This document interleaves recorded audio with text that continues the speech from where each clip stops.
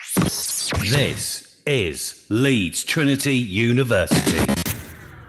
Yorkshire Voice News at 10 o'clock. I'm Kaya Gott.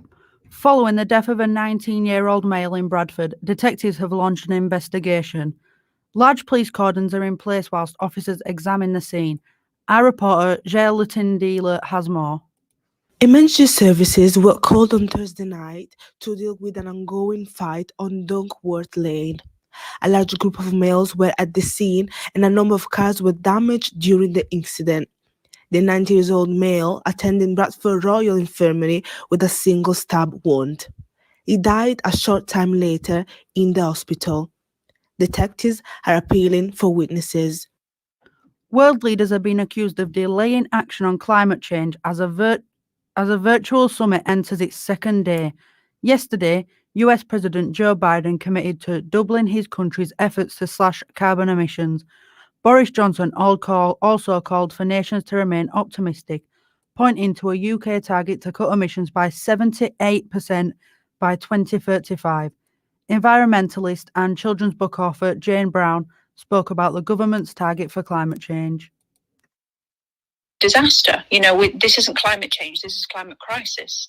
And I think setting targets I'm just hoping that the government aren't using this as a soundbite, because a target is okay, but the whole point of having a target is that you take aim and you strike the target. So a target, unless it's coming under fire from direct action, is absolutely useless. The announcement of the Brits getting the go-ahead next month has given a glimmer of hope to the theatre industry. Kelly Skotnick, communications manager at Leeds Heritage Theatres, said they have lost 98% of income over the past year and they cannot wait to get their doors back open.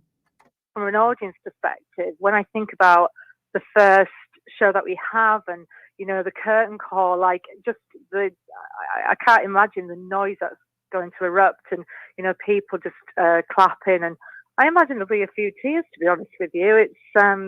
It's amazing how much of an impact it has on people's lives. It's a real kind of outlet, especially in times like this when, people are suffering kind of mentally or they need a boost. And I think it's been much missed and the anticipation is quite something for live performance. Yeah. Firefighters in Leeds have completed the 3 peaks in aid of MND. 6 people from the Hunslet Fire Station wore their full uniform and completed the Yorkshire 3 Peaks on Wednesday. It took them 11 hours and 52 minutes and they raised more than £8,000 for charity. It's St George's Day today. Here in Yorkshire, venues including the Bradford City Hall will be lit up red and white later today. Bradford's Council Museums and Galleries Service will be holding a dragon hunt via its Twitter and Facebook pages. Bradford City have announced their striker Danny Rowe is set to leave the club. Rowe is set to join National League side Chesterfield for an undisclosed fee. Manager Mark Truman spoke of the player's intent to leave.